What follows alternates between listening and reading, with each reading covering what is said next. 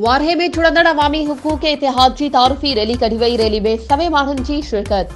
ख़बर मूजिब हज़ारनि के क़रीब वर्करनि ते मुश्तमिल तालके जे हिन इतिहाद जी तारुफी रैली में हज़ारे माण्हुनि शिरकत कई। रैली में शहर जी मारूफ शख्सियत अली रज़ा चोलियाणी, वारहे टाउन जे 3 काउंसलरनि समेत केतिरनि यूनियन काउंसिलनि जे बहिराड़नि सां तालुक रखंदड़ अवाम ने भरपूर शिरकत कई। रैली शहर के मुख़्तलिफ़ चौराहनि खां थींदे फाज़िल राहू चौक ते पहुती, जिते जलसे की सूरत अख्तियार करे वई। रैली के अगवाणनि अली रज़ा चोलियाणी, पीटीआई अगवान आकिल बिल्लानी, जमईत जे काउंसलर मोहम्मद मौलवी सिद्दीक मंगनेजो ऐं ॿियनि ख़िताब कयो।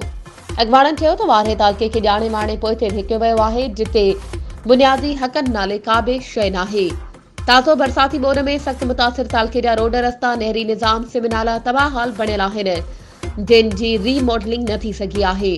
ॿोॾ दौरान शाखुनि रोडनि के ॾिनल कट जी ॿीहर मरम्मत बि न थी सघी आहे। शहर जी सफ़ाई सुथराई पिणु अहम मसलो बणियल आहे। तालके जे मकानी इदारनि, टाउननि समेत तमाम यूनियन काउंसिल जी बजट हड़प कई थी वञे। वधीक ख़बरुनि ऐं अपडेट्स जे लाइ असांजे चैनल खे सब्सक्राइब कयो ऐं हा, बेल आइकन खे प्रेस करणु न विसारिजो, त जीअं असांजी हर नई अचण वारी वीडियो तव्हां ताईं पहुची सघे।